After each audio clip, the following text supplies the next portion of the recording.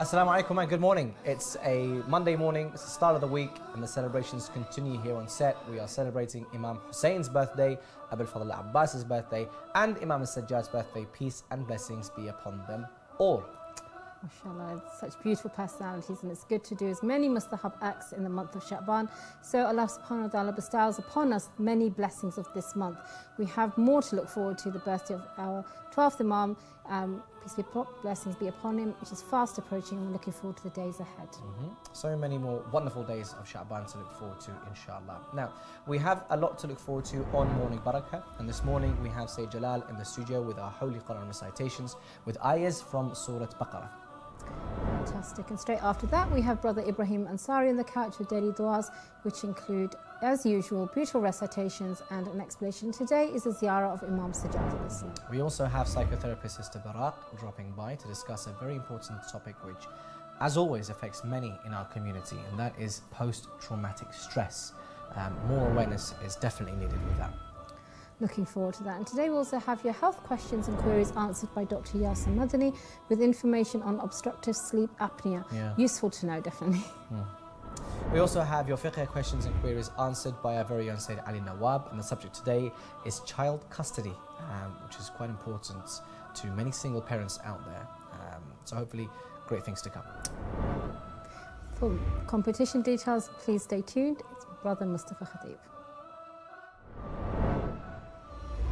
The holy city of Karbala is home to tragedies, heartbreak, as well as treasures and wonders. Millions from around the world come to this sacred city with their prayers and tears. As well as being home to Imam Hussein Media Group, it's the home and resting place of Abu Abdullah al-Hussein and his brother, Abu Fadhil Abbas alayhum as-salam. Imam Hussein sacrificed his life for the sake of truth and preservation of the religion and teachings of his grandfather, Muhammad, peace and blessings be upon him. Imam Baraka says, order our Shia to visit the shrine of Imam Hussein alayhi salam, since doing so increases sustenance, extends life, removes evil, and that visiting the grave of Imam Hussein alayhi salam is a duty upon every believer who believes in imamate from Allah Almighty. So we invite you to come to Karbala and come to visit your imam and perform ziyarah. Unfortunately, not everyone can come visit Imam Hussein. Not everyone has the ability or opportunity to visit regularly, and that's why Morning Baraka is giving you the opportunity to perform ziyarah from your very homes. We want you to send in your du'as and names of your loved ones so we can recite the ziyarah of Imam Hussein alayhi salam on their behalf.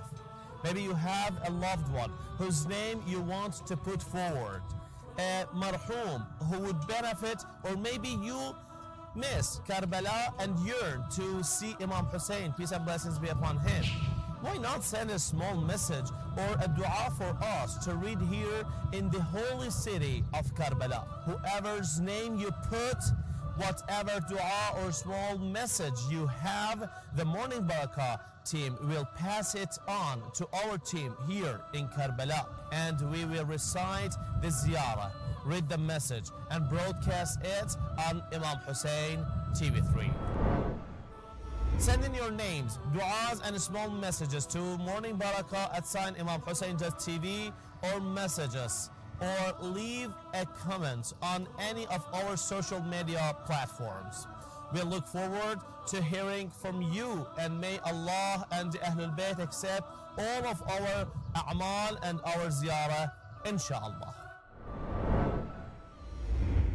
Assalamu alaikum and welcome back. And right now we're going to be heading to our dose of daily Quran, and Sayyid Jalal Masumi is joining us. Assalamu alaikum, Sayyid.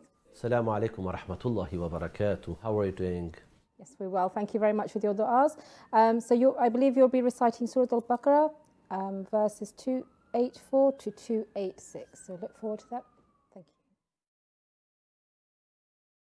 أعوذ بالله من الشيطان الرجيم.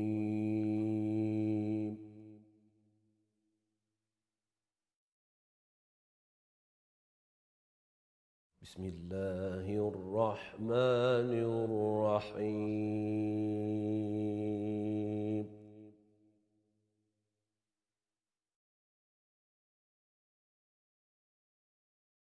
لله ما في السماوات وما في الأرض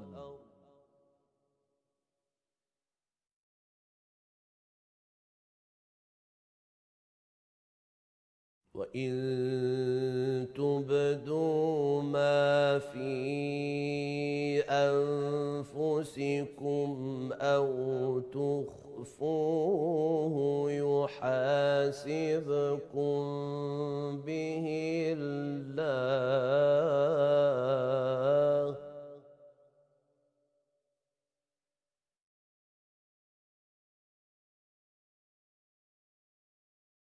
فيغفر لمن يشاء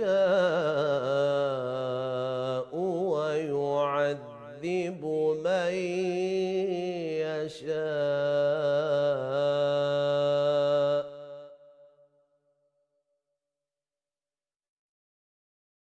والله على كل شيء قدير.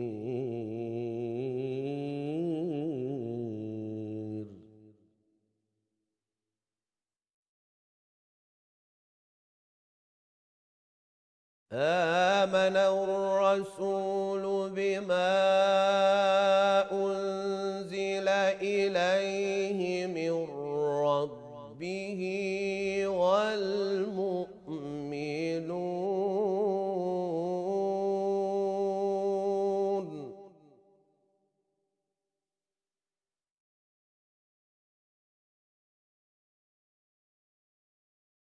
كل آمن بالله وملائكته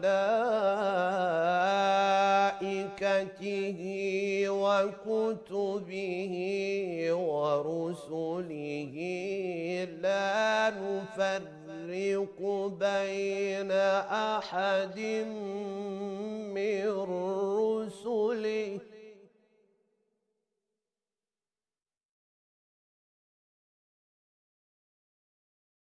وقالوا سمعنا وأطعنا غفرانك ربنا وإليك المصير.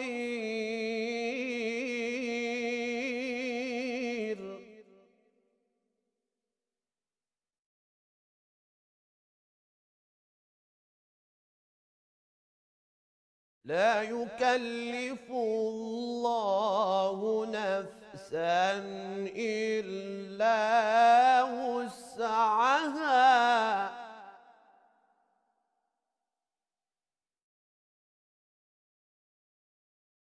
لها ما كسبت وعليها ما اكتسبت.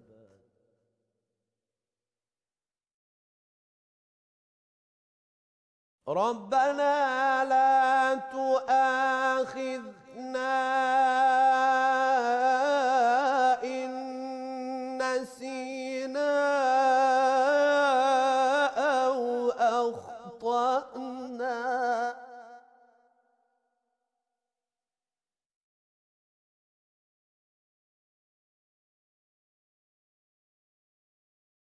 ربنا ولا تحمل علينا إصرا كما حملته على الذين من قبلنا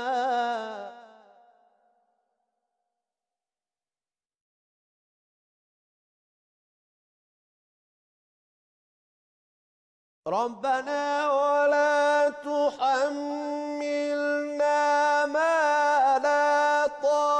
أخطأت لنا به واعف عنا واغفر لنا وارحمنا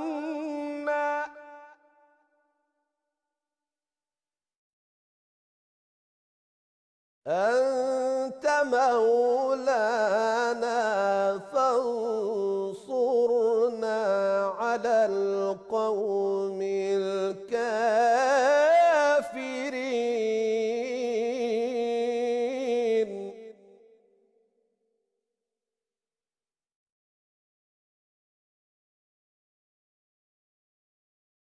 لا يكلف الله نفسا إلا وسعها لها ما كسبت وعليها ما اكتسبت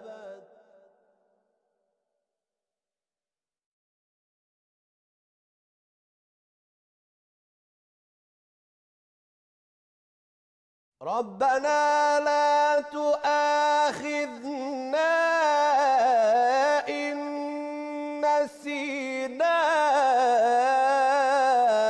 أو أخطأنا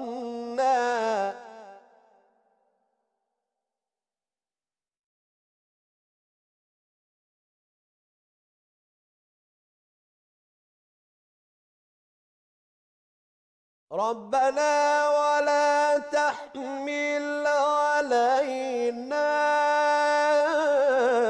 إصرا كما حملته على الذين من قبلنا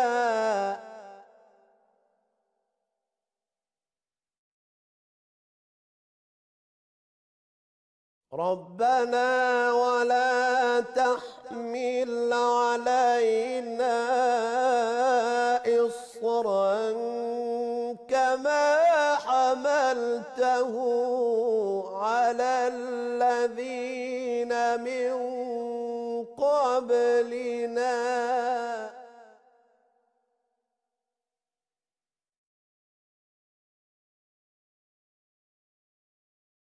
ربنا ولا تحرمنا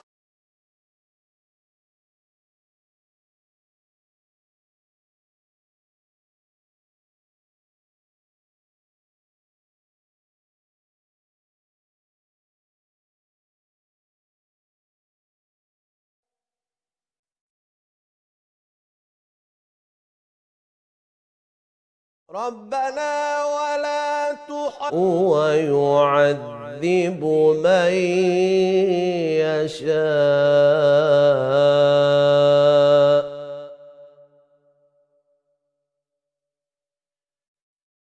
والله على كل شيء قدير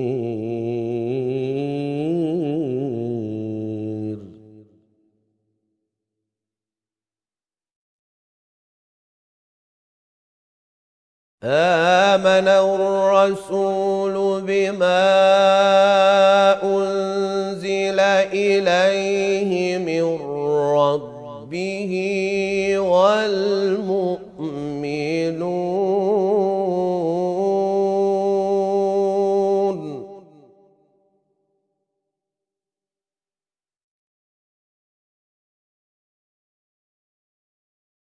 كل آمن بالله وملائكته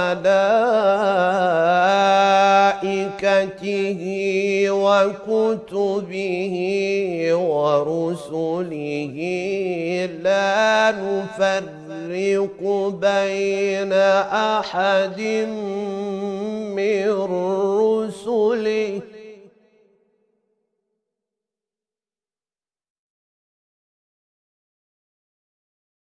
وقالوا سمعنا وأطعنا غفرانك ربنا وإليك المصير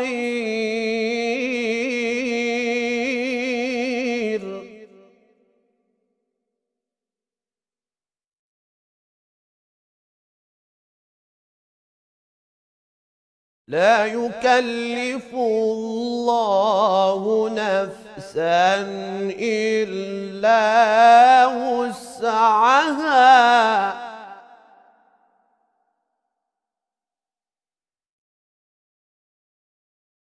لها ما كسبت وعليها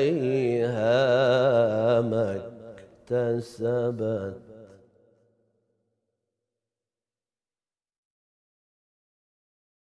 ربنا لا تؤاخذنا إن نسينا أو أخطأنا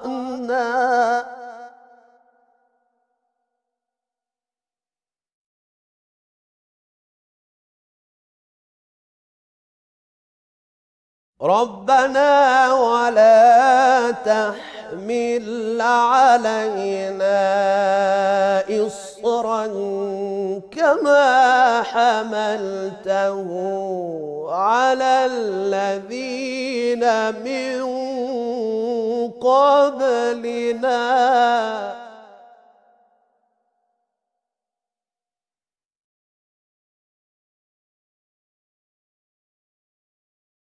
ربنا ولا تحملنا ما لا طاقة لنا به واعف عنا واغفر لنا وارحمنا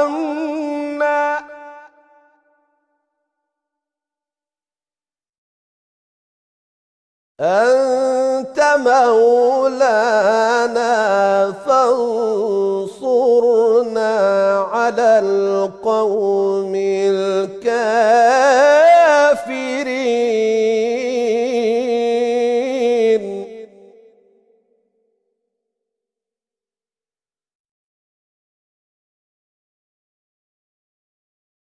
لا يكلف الله نفسا إلا وسعها لها ما كسبت وعليها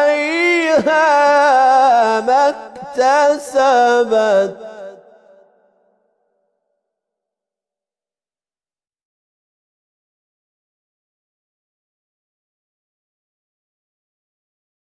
ربنا لا تؤاخذنا إن نسينا أو أخطأنا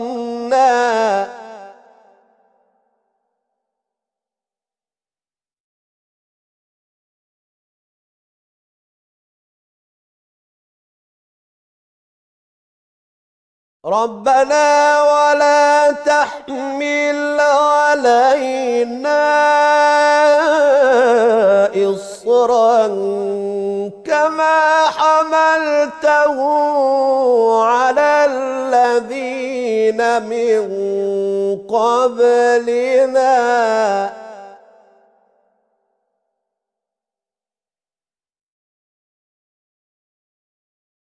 ربنا ولا تحمل علينا إصرا كما حملته على الذين من قبلنا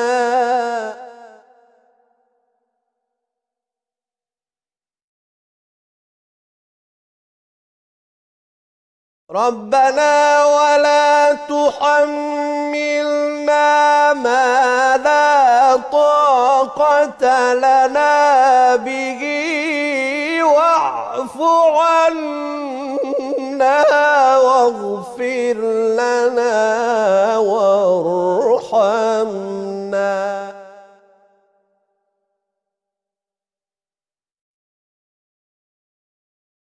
أنت مولانا فانصرنا على القوم الكافرين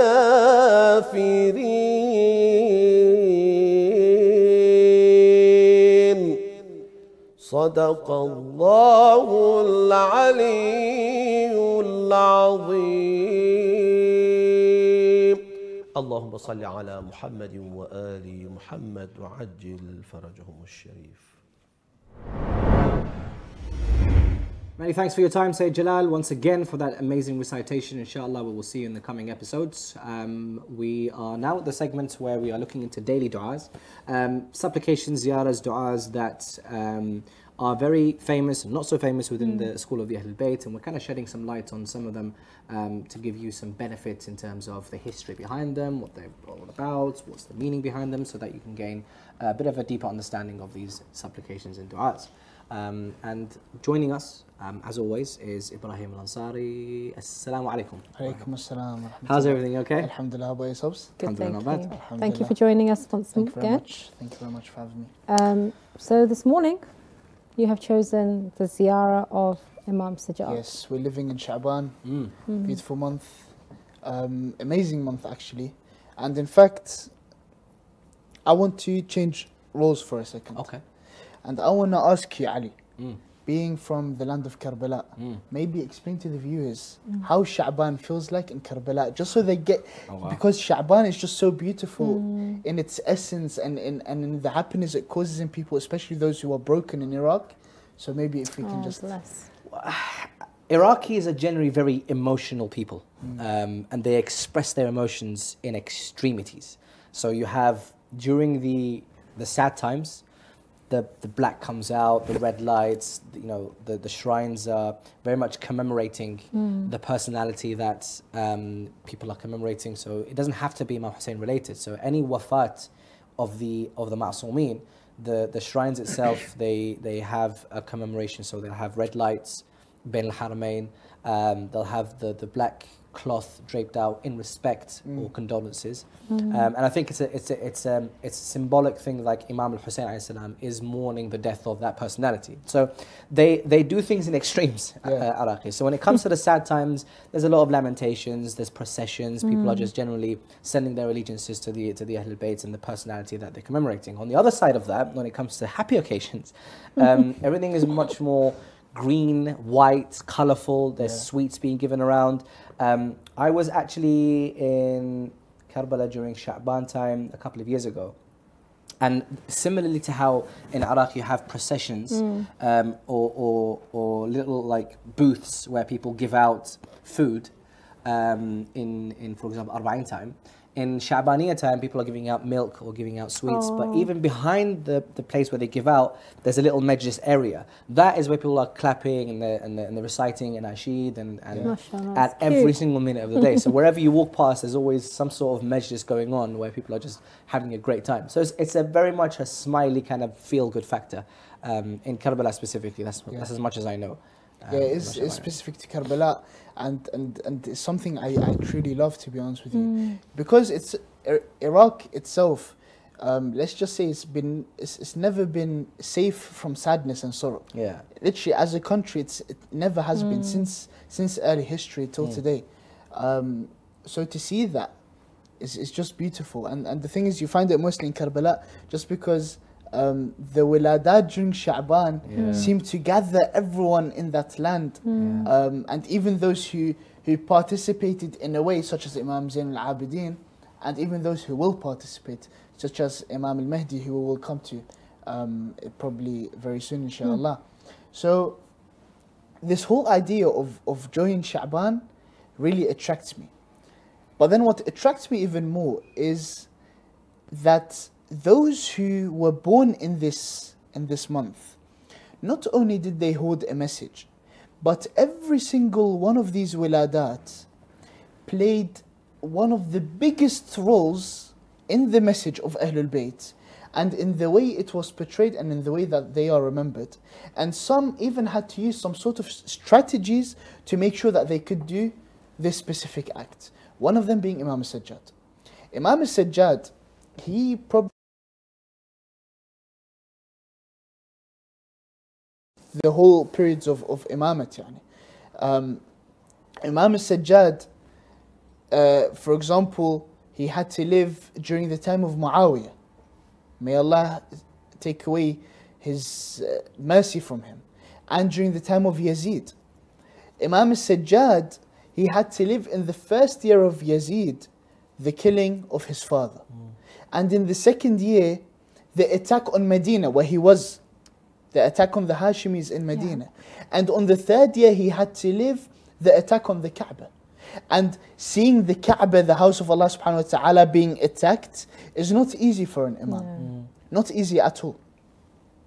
But yet, and of course after Yazid, the other Khalifas that came did not show the Imam, just like any other Imam, wasn't shown any good time, but specifically Imam al-Sajjad, it was so difficult for him, such that it was even difficult for him to go out and speak out. Which is why you will not find sermons of Imam al-Sajjad. Very little, if not any. Rather you'll find du'as, you'll find supplications. That is what you will find from Imam al-Sajjad. And that was the strategy that he used, which is where we get Sahif al-Sajjadiyya, for example. Okay, yes. So he taught his Shia, and he sent the messages towards his Shia through nothing but dua. And that was the strategy that the Imam had used. Brilliant. Fantastic. So, should we go on and recite? Yeah, inshallah. This is the ziyarah of Imam al-Sajjad. This is the whole ziyarah of Imam al-Sajjad.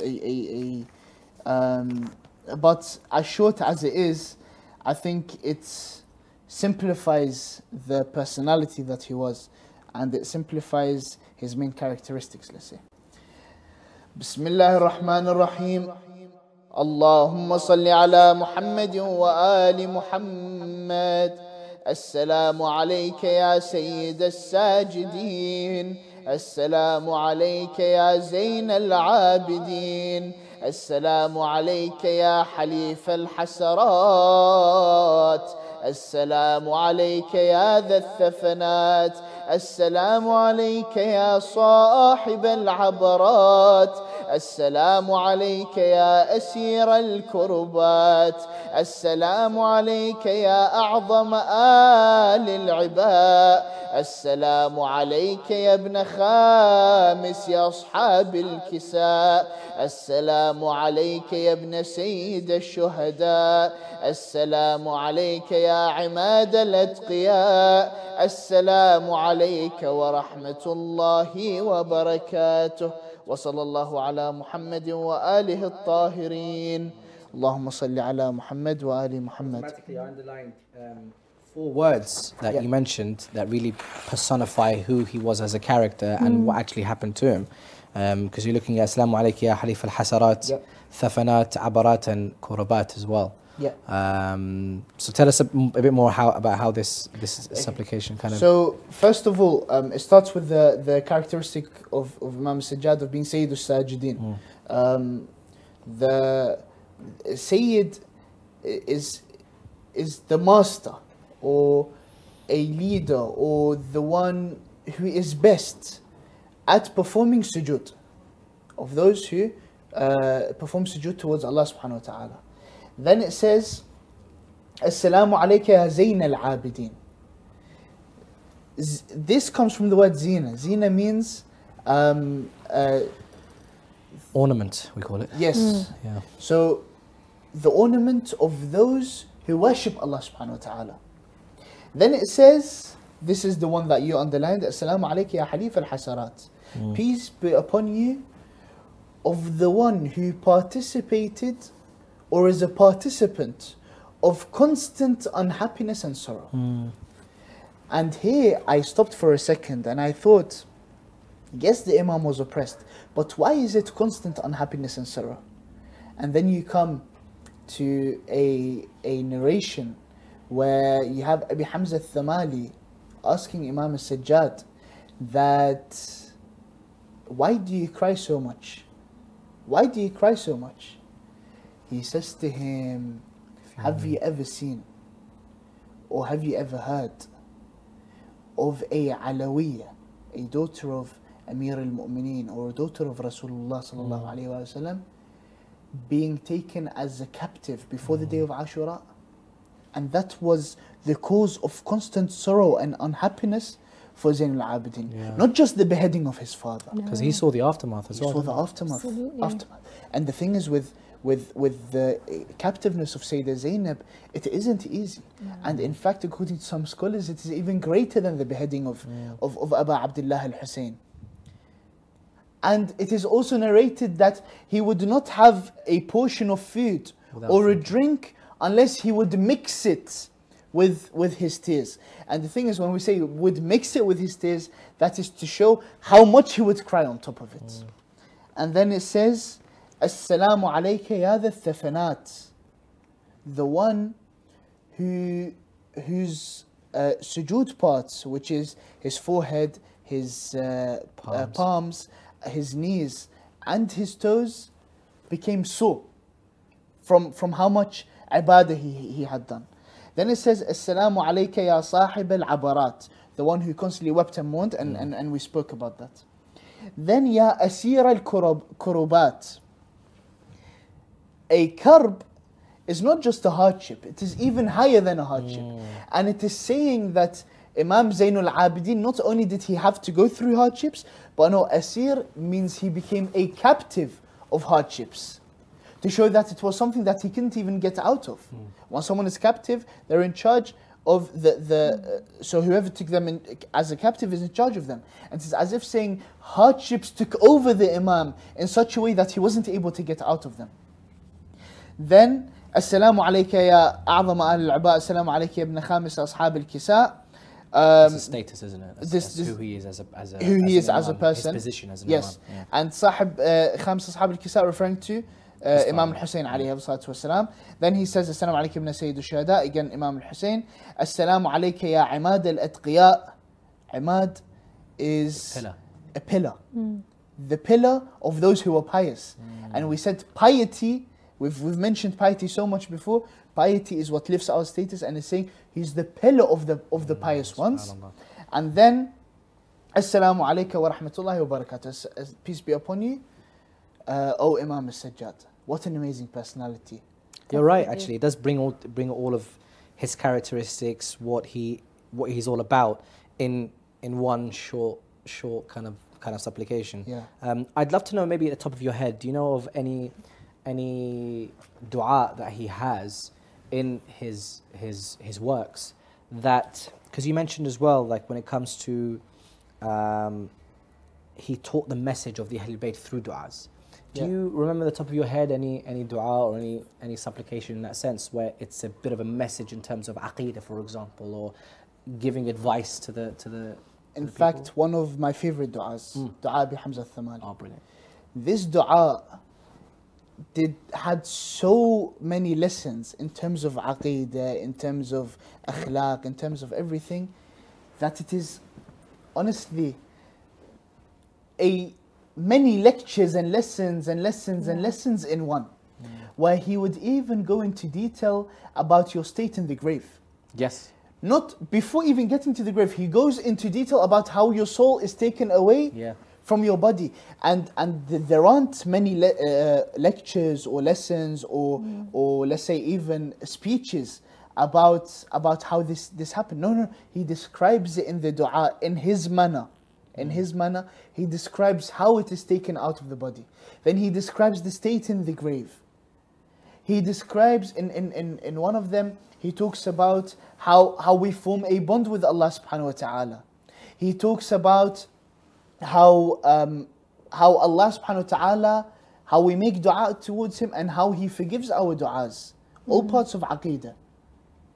So Imam al-Sajjad alayhi salatu wassalam, he has this specific dua bi Hamza al-Thamali, which is one of the most amazing du'as that even some of those who came to say that this dua does not even have any sanad, the scholars replied by saying that even if we do not find a single narrator, because of what this dua includes of words and lessons and wisdom, we know for a fact that it comes from a ma'soom. Because I was going to say, you can tell the language. Definitely. Just like in Dua al-Sabah that we mentioned, I think about 2 episodes ago or something like that. The language used, impossible for it to come from anyone but Amir al-Mu'minin. Likewise with this, impossible to come Dua bi Hamza Thamali, impossible to come from anyone but a Ma'soom. Is he also the author of Dua Maqam al-Akhlaq Yes, as well? he is, Which is, yes. Have you read that? Which is a it's one of those shameful moments where I've alluded to it, but I haven't really. It's very powerful for lessons, spiritual lessons, and amazing.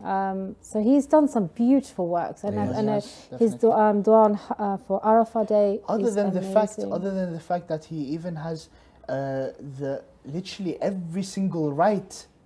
Yes, he has gone over even the rights of a son upon their father. Definitely. So a lot of people, for example, many might come and say Islam just tends to put the father on top of the son. Well, that's how it usually is. The father knows better for the son, etc. But the son also has rights upon the father. One of them being that my right upon my father is that he gives me a good name. Yeah. And funnily enough, in some of the other rights that he mentions, you will find that this Human Rights Act that came out in 1998 or whenever it came out in, you'll find that it is found in much better detail and in much better words from Imam Sajjad from 1,400 years ago. Yeah, precisely. And it is the best way to live our lives, and it is the best way to know what to expect from others as well. Precisely. Definitely. Thank you so much. Another brilliant explanation and recitation. Pray for Allah to give you more tawfiq. Inshallah.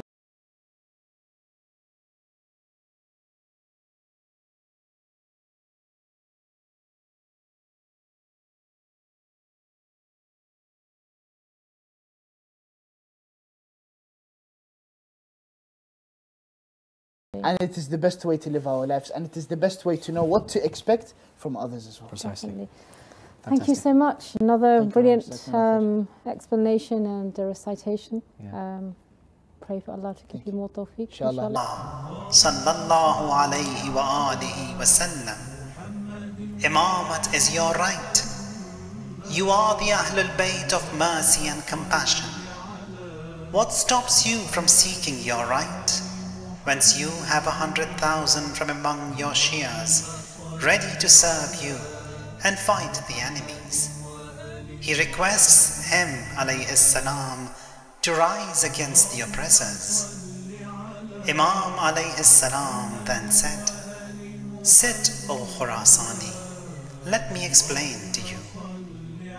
To his companion, Imam as-Sadiq alayhi salam said, "Light the oven." "Certainly, my master," he said. Imam alayhi salam commanded Sahl bin Hassan al-Khurasani to get up and sit in the oven. Get up and sit in the oven.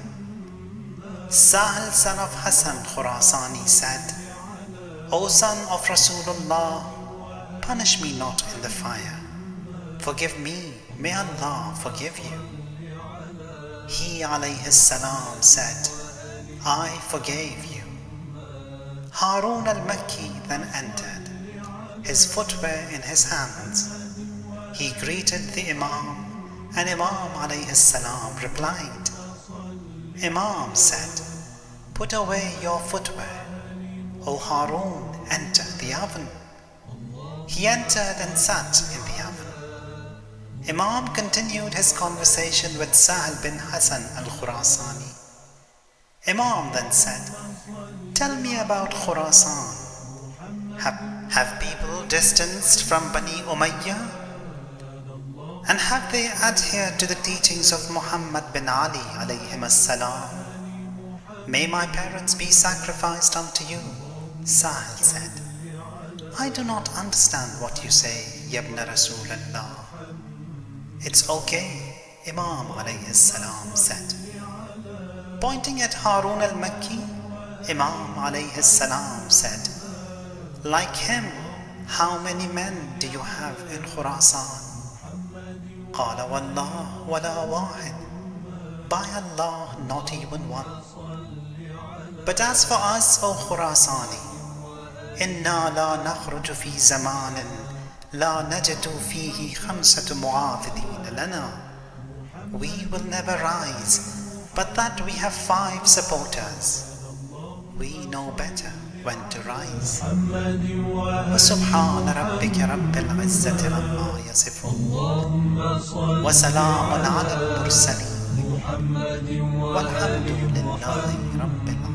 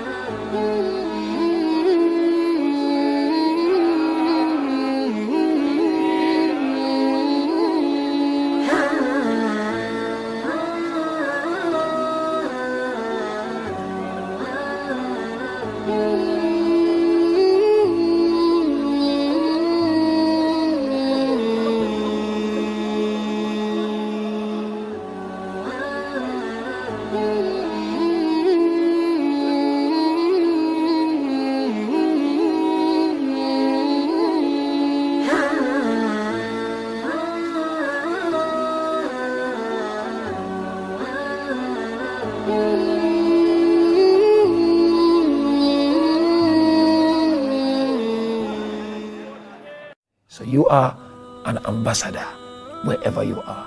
Let the treasures that you have discovered from Ahlul Bayt streams from your mouth wherever you are. It becomes for me a moral responsibility and becomes a Shara'i responsibility to congratulate them.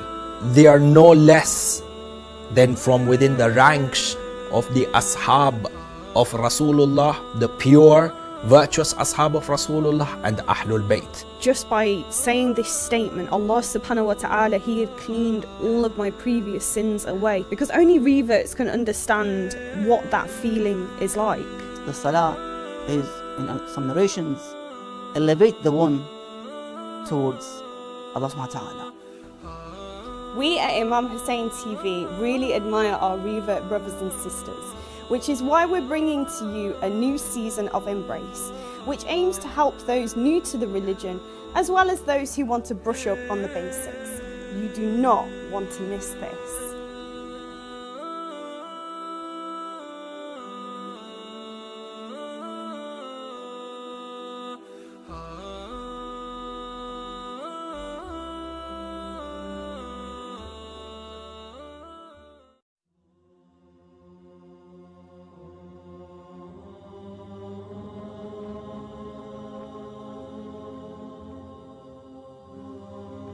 أعوذ بالله من الشيطان الرجيم. بسم الله الرحمن الرحيم. القرآن الكريم يقول: بسم الله الرحمن الرحيم، إن ذلك لمن عزم الأمور. صاحب ثورة العشرين في العراق الإمام الشيخ محمد تقي الشيرازي الحائري رضوان الله عليه. اقرأوا في تاريخه بعلمه، بتقواه، بزهده، بأخلاقه، فيما قال الله سبحانه وتعالى: ولمن صبر وغفر. الصبر على شتى المجالات ذكروا في تاريخه، وهو الشخص الوحيد الذي بدأ قيادة ثورة العشرين، وعبأ الطاقات الحوزوية والطاقات العشائرية والطاقات الأخر في سبيل محاربة سيطرة بريطانيا على العراق. يوم كانت بريطانيا أكبر مستعمرة على وجه الأرض. تصدى له شيخ عالم، فدي يوم كان شاب مثلكم، ووفق لمحاربة الإنجليز. وذاك اليوم العراق كل نفوسه يقولون 5 ملايين. أما إيمان الشعب العراقي ذلك اليوم، التفافهم حول المرجعية الدينية، امتثالهم للمرجعية الدينية، جعلت هذا الشعب الضعيف مقابل تلك الحكومة الكبيرة هذا الشعب ينتصر. واليوم أيضا ينتصر هذا الشعب.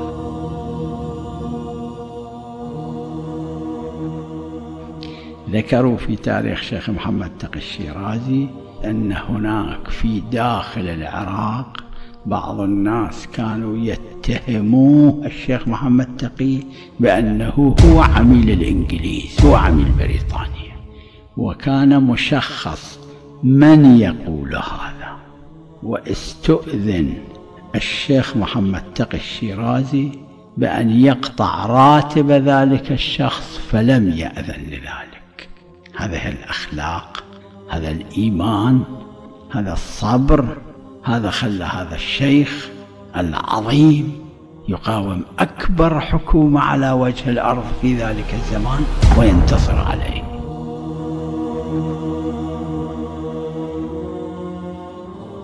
العراق اليوم والعالم الإسلامي كله والعالم كله بحاجة إلى شد حزام من المؤمنين، بحاجة إلى تحمل، بحاجة إلى صبر، بحاجة إلى صمود، بحاجة إلى مواصلة، كل في مجاله، حتى يكون عراق الغد عراقا مشرقا، عراقا لا فقط يصلح